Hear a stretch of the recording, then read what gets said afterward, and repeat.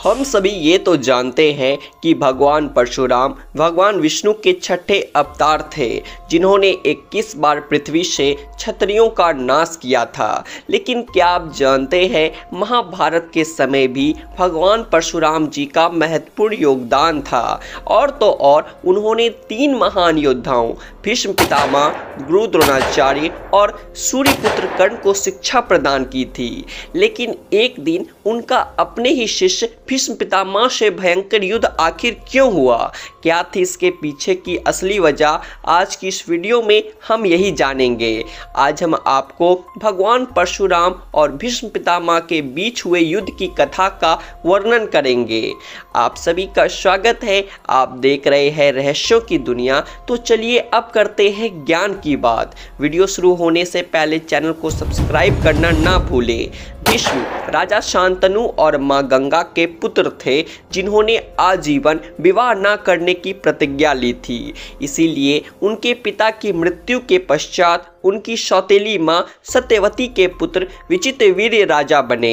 उनकी मां सत्यवती ने विचित्रवीर्य के लिए योग कन्या को लाने को कहा। यह आदेश पाकर भीष्म काशी नगरी पहुंचे, जहां अंबा, अंबिका और अंबालिका की स्वयंवर की तैयारी चल रही थी। वे तीनों ही बहनें काशी की राजकुमारियां थीं।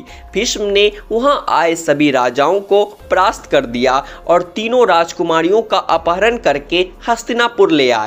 वहां लाकर उन्होंने तीनों राजकुमारियों को मां सत्यवती के सामने प्रस्तुत कर दिया। तब राजकुमारी अंबा ने भीष्म के सामने याचना की कि वह शौबल देश के राजा शाल्व से प्रेम करती है और वे भी उससे प्रेम करते हैं। यह सुनकर भीष्म ने अंबा को राजा शाल्व के पास भेज दिया।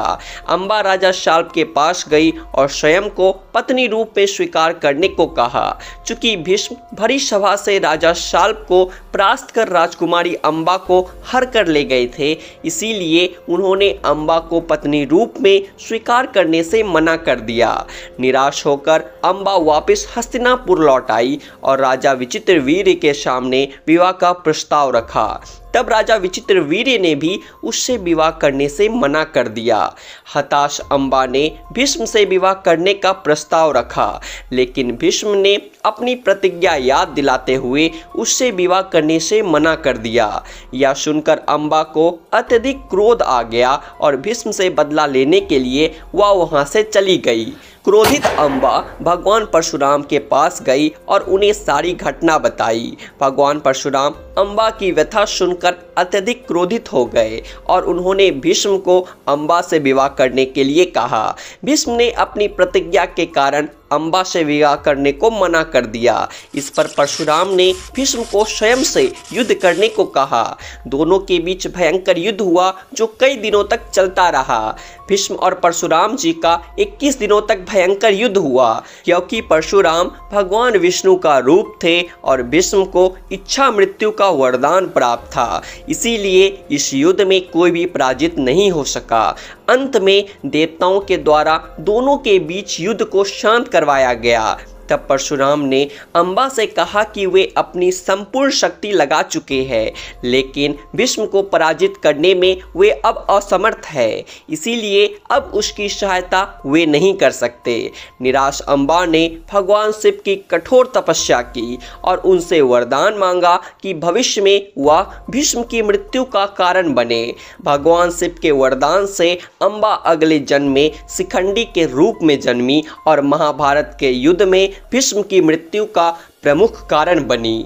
आज के ज्ञान में सिर्फ इतना ही। जाते जाते इस वीडियो को लाइक करिए और साथ ही चैनल को सब्सक्राइब भी कर लीजिए। हम फिर मिलेंगे आपसे, तब तक के लिए आप देखते रहिए आपकी अपनी रहस्यों की दुनिया।